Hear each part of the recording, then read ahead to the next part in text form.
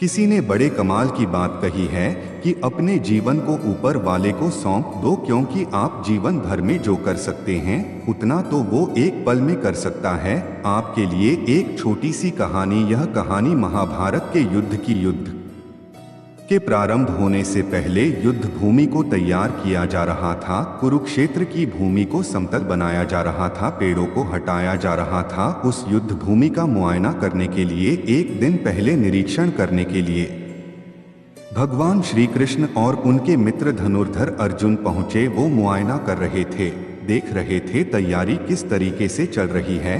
तभी एक चिड़िया उड़ती उड़ती आई और भगवान श्री कृष्ण के पास आकर के बोली कि भगवान, मुझसे क्या गलती हो गई? मेरी दुनिया आपने उजाड़ दी। यहाँ युद्ध भूमि को तैयार किया जा रहा है, पेड़ों को गिराया जा रहा है।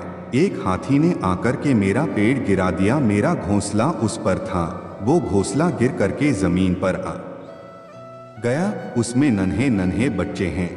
हमारी जान बचा लीजिए भगवान, अब सब कुछ आपके हवाले है। भगवान श्री कृष्ण ने कहा कि मैं इसमें क्या कर सकता हूँ, मैं तुम्हारी मदद नहीं कर सकता। यह तो नीति का पहिया है, समय का पहिया घूमता चला जाता है, इसमें मैं क्या कर सकता हूँ बताओ? वो चिड़िया रुआंसी होकर के बोली कि भगवान, मुझे बस एक इजाजत दे दीजिए।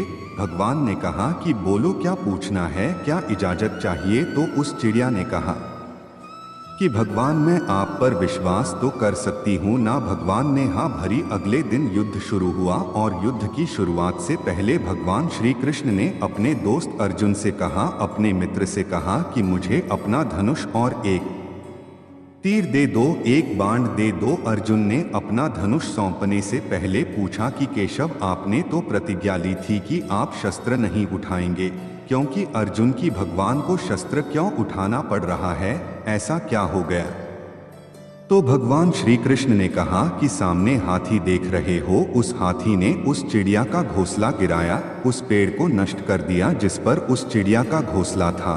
मुझे कुछ तो करना पड़ेगा। अर्जुन समझ गए भगवान श्री कृष्ण ने वो धनुष लिया है, एक तीर छोड़ा, लेकिन ये क्या, वो तीर जा करके हाथी को लगा ही नहीं। उसके गले में घंटी लटकी थी, उस पर जाकर के लगा और वो घंटी नीचे जमीन पर गिर गई। अर्जुन हंसने लगा और कहने लगा कि माधव, आपसे नहीं हो पाया, मुझे मौका दीजिए, 1 मिनट, मैं उस हाथी को नष्ट कर दूंगा, खत्म कर दूंगा। भगवान ने कहा कि नहीं, नहीं हो गया, बस इतना काफी था। अर्जुन ने भी ज्यादा सवाल जवाब नहीं किए। 18 दिन तक युद्ध चला और उसके बाद में जब पांडवों की जीत हुई तो एक बार फिर से उस मैदान को साफ किया जा रहा था, क्योंकि काफी युद्ध के बाद में जो नुकसान हुआ था, बहुत सारा सामान गिरा पड़ा था, साफ सफाई चल रही थी। भगवान श्री कृष्ण एक बार फिर से अपने दोस्त, अपने मित्र अर्जुन के साथ में उसी भूमिका करने के लिए निकले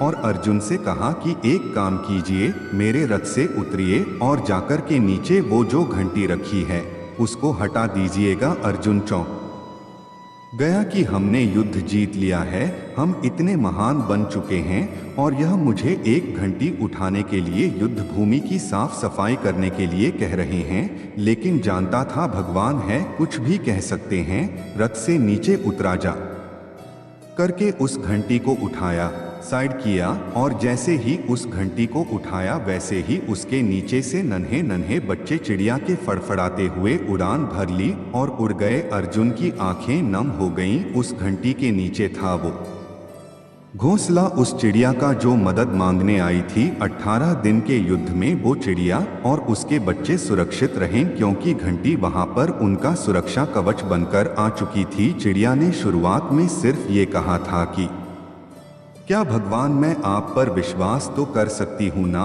और भगवान ने हाँ भरी थी। कहानी बहुत छोटी है, लेकिन हमें सिखाती है कि दुनिया में हमारे सामने चाहे जो परिस्थिति आ जाए, एक काम कीजिएगा, अपने जीवन को ऊपर वाले को सौंप दीजिएगा, क्योंकि आप जीवन भर में जितना कर सकते हैं उससे कहीं ज्यादा तो वो एक पल में कर सकता है। हमेशा आपसे कहता हूँ कि ऊपर वाले के आशीर्वाद के साथ, अपनी सच्ची मेहनत के साथ और अपनी फैमिली के प्यार के साथ कर दिखाओ कुछ ऐसा कि दुनिया करना चाहे आपके जैसा। आज के लिए स्पिरिचुअल कृष्णवाणी परिवार में इतना ही। अगर आपको हमारी वीडियो से कुछ भी अच्छा लगा हो या कुछ भी सीखने को मिला हो तो प्लीज़ चैनल को लाइक शेयर और सब्सक्राइब जरूर करें। अब हमें इजाजत दीजिए। जय श्री कृष्ण। राधे राधे। पोस्ट पसंद आए तो कमेंट में जय श्री कृष्ण राधे राधे जरूर लिखें।